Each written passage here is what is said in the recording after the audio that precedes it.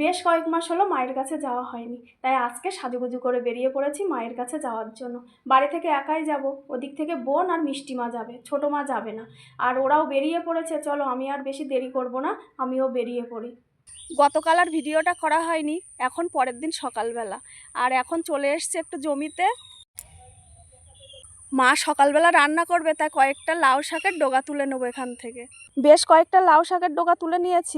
সকালবেলা মা গরম ভাত আর লাউ শাকের ডগা সেদ্ধ ভাত বানিয়েছিল, সেটাই খাওয়া দাওয়া চলছে। এরপরে চলে এলাম দুপুরে রান্না বান্না করতে। দুপুরের মেনুতে আছে চিকেন কষা, আর এখন গরম গরম চিকেন কষা খাওয়ার জন্য পিছনে কিন্তু একটা লম্বা বেশ লাইনও আছে। লাইনে দাঁড়িয়ে আছে যে সমস্ত ব্যক্তি, তাদের আর ধৈর্যর বাঁধ ভাঙলাম না। ধৈর্য থাকতে থাকতেই কয়েক টুকরো মাংসের পিস তুলে দিলাম। রান্নাটা হয়তো আমি করছিলাম, কিন্তু লাইনের শেষ প্রান্তের মানুষটি কিন্তু আমিও ছিলাম। মায়ের কাছে আসলে যে আবদারটা খাটে, সেটা কিন্তু অন্য কোথাও খাটে না। যেটা মন চায় সেটাই করা যায়। গরম মাংস হাত দেওয়া যাচ্ছে না, তাও কিন্তু কেউ নিজের 1 ইঞ্চি জমিও ছাড়ছে না। আমার গুড্ডু বাবা তো কোমরে হাত দিয়ে চিকেনটা ছেঁড়ার জন্য একদম তৈরি হয়ে আছে। খেতে কেমন হয়েছে জিজ্ঞেস করতে এক কথাই মাথা নাড়িয়ে হ্যাঁ খুব ভালো হয়েছে। এমনিতে কিন্তু ঝাল খেতে চায় না, আবার মাংসে ঝাল হলে তখন আর কিছু বলে না। এই দেখো, আমি আর তোমাদের সঙ্গে বেশি বকবক করতে পারছি না, আমার তো শেষের লাইনটা। এবার চলো আমিও আমার লাইনটা ধরি। কষা মাংসটা শেষ করে ওদিকে রান্নাটা আবার শেষ করতে হবে। এই দেখো দুপুরের রান্না সব কমপ্লিট। মা এদিকে নিম পাতা ভাজা, গরম ভাত মা বানিয়েছে, আর আমি বানিয়েছি চিকেন।